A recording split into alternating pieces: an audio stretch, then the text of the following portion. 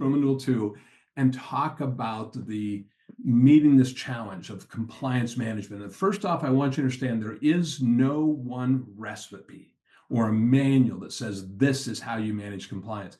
I'm going to give you some components to having an effective compliance program, but I like to now give you the analogy of it's kind of like the chassis of a car. It's going to have a transmission, it's going to have an engine, it's going to have the framework, but it's not a one size fits all. You can have a different paint job, a different body style, different trims, different options, whistles and bells and all that.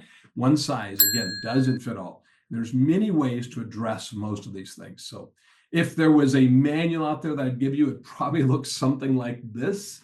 Just trying to, again, have a little joke, but seriously, let's look through a couple things here that I call the house of compliance.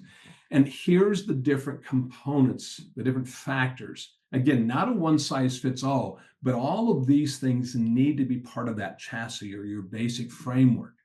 And maybe some of you do portions of this. Some of you might do all of this. You may have teams, committees that help you with this.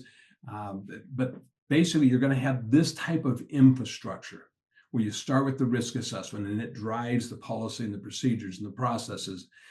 I do a 6-hour training going through each one of these components, 6 one-hour segments. That's something you can find in our store. But let me give you a picture. Again, the house of compliance, something I came up with probably about 20 years ago.